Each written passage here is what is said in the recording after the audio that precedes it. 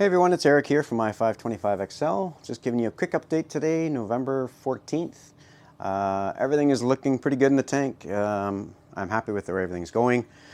Corals are looking good, fish are fine. I did almost have this guy removed, but I just couldn't connect with the person, so hopefully not next week, the week after, we'll connect again, so I can get rid of a big chunk of that stuff.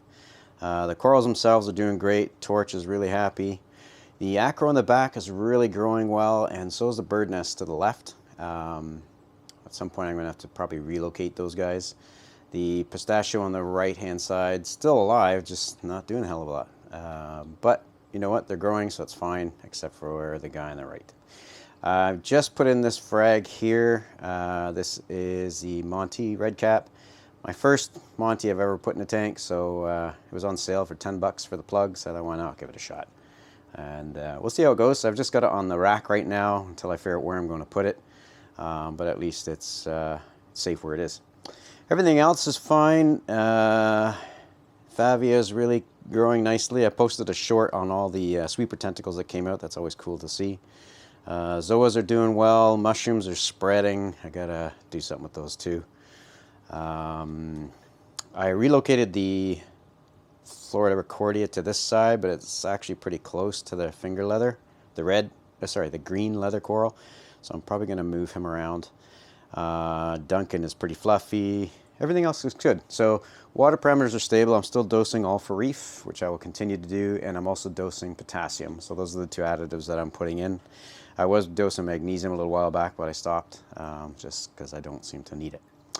Down below, I replaced the mat on the Reef Mat 1200 yesterday. So I installed that on the 29th, and I replaced it on, September 29th, and I replaced it on November 13th. So, what is that, 5 weeks-ish, around there? 5 or 6 weeks? Whatever the math works out to be. Happy I installed it. Am I glad to put it in? Yeah, it's catching a lot of detritus and stuff that otherwise would end up on the bottom of the sump or in the skimmer. So pretty happy with the way it worked. I did have a comment from someone asking, about doing in a video for the removal of the glass. I didn't do one, so the comment was, it is intimidating. It absolutely is, but once you start cutting away at it with the right tools, it's not bad. You just got to get it done. I did leave one piece of glass here. I don't know if I can, this guy here on the side. I just didn't see the need to remove it, but everything else, the baffles I took out for the stuff that was holding the reef the filter socks. So, yeah, I can understand it is a little daunting when you start to do it, but once you get going, it's not bad. Other than that, everything's cool back here.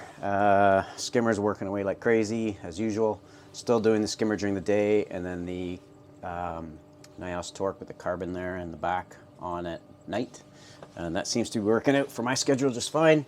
In the back, I think I mentioned in the last video, I did a change on the automatic water change system, which I'll show you right now. And it's this guy here, which is the Kamoer Water Changer. This thing is a beast, heavy, but probably half as loud as the Neptune dose. It starts off slow, then kicks into its regular speed, and it goes like crazy. If you were to put your hand underneath the hose where the water's coming out, it's not like a pressure washer, right? But it's moving the water at a good rate.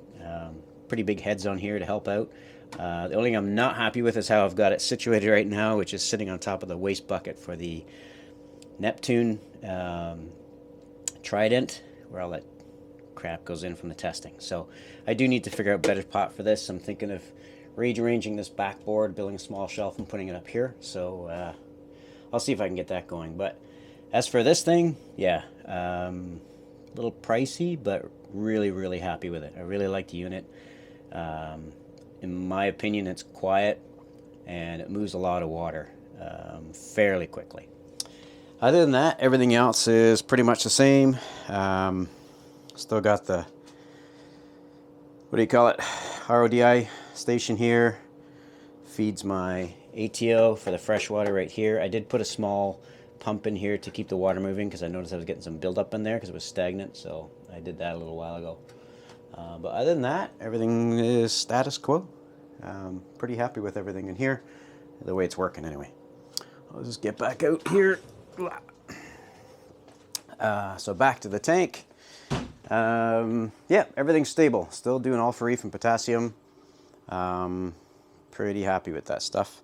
I was experiencing a drop in alkalinity for a bit. That seems to work itself out. But I think for the most part, my parameters are stable now. Alk is around between 950 and 980 in there.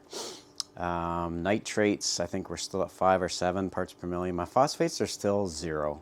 Everything else was in the norm. I keep my calcium around 540, might be a little on the high side, and magnesium is between 15 and 1600, depending on what's consumed. So if I get a chance, I'll post the water parameters in this video as well.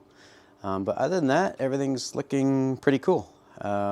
Taking off at the end of the week to Dominican Republic, so my older son is going to be feeding the fish. I've been drilling in, please don't forget to feed the fish.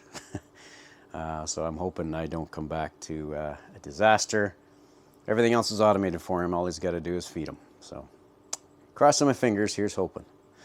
Anyway, that's it for today. Any questions or comments, please leave them down below. Always love to hear from you guys. And until we talk again, happy reefing.